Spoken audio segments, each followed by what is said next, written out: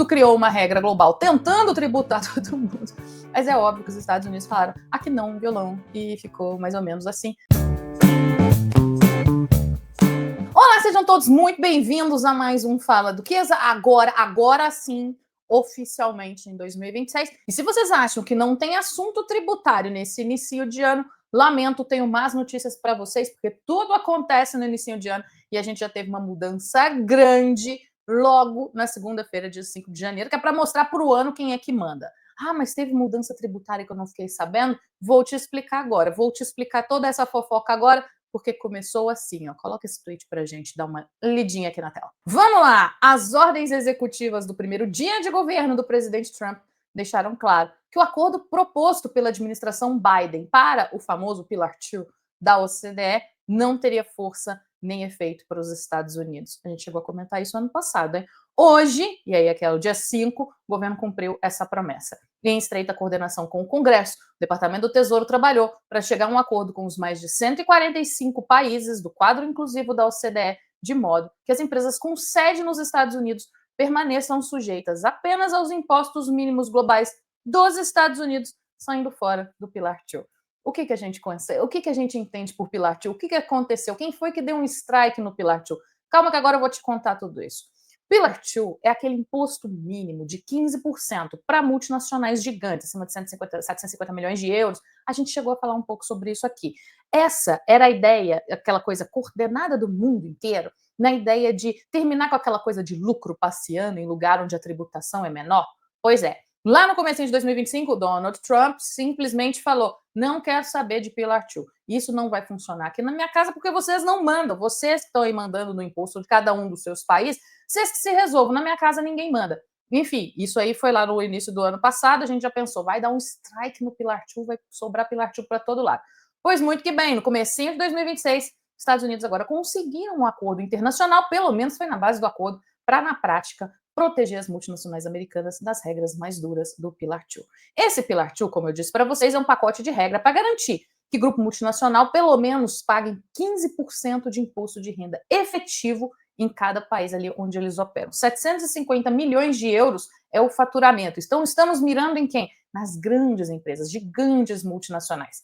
A lógica aqui é assim, se uma empresa paga muito pouco imposto em um lugar, outro país pode chegar e completar essa diferença, cobrando um impostinho extra, o tal do top-up tax, que inclusive está valendo no Brasil. Lembra? No finalzinho de 2024, o Congresso aprovou esse negócio com aquela história de se a gente não cobrar, ninguém mais paga, ninguém mais cobra, enfim. Primeira coisa, pensa assim, a matriz ela vai fazer o quê?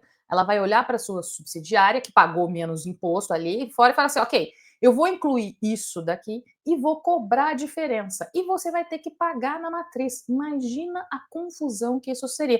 É óbvio que Donald Trump falou que não, aqui nos Estados Unidos não vai ter isso.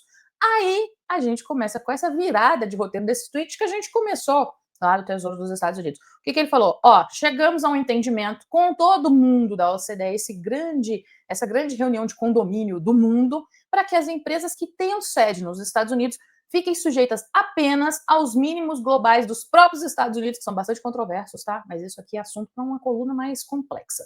E assim, elas tiveram ali uma exceção do Pillar 2 aplicado por outros países. O nome que eles colocaram para isso seria um acordo side by side. Adorei o lado a lado. A OCDE publicou esse pacote técnico também no dia 5 de janeiro, provando que foi bonitinho, não foi um negócio meio, não foi um strike no OCDE. Mas o que isso quer dizer na prática? Na prática, a OCDE ela criou ali um sistema, um safe harbor do side by side, que funciona assim. Se o grupo tiver sediado numa jurisdição considerada qualificada nesse modelo, você pode alegar que ali já existe uma cobrança de imposto mínimo. Basicamente, em linhas gerais, é isso. Então, o top-up tax ele vira zero para esses fins. Ou seja, para multinacionais americanas, outros países não vão poder aplicar esse mínimo e nem cobrar a diferença.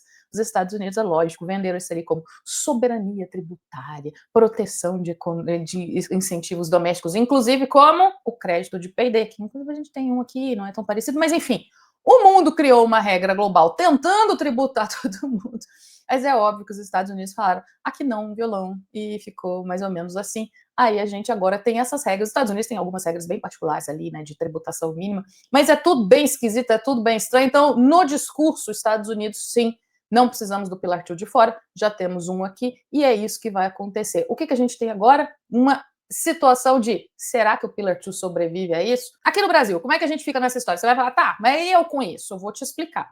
O Brasil, como eu disse, entrou nesse jogo do Pillar 2 ali no finalzinho de 2024, aprovando essa tributação, e a estimativa do governo naquela época foi de subir ali, ter ali uma arrecadação interessante para o assunto.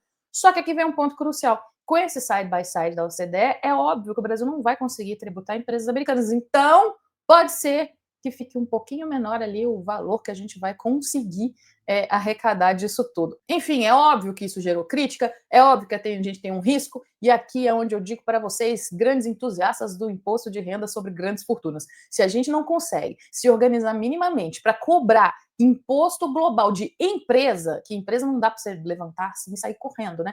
Que dirá que a gente vai conseguir fazer um imposto de renda mínimo global para a pessoa física?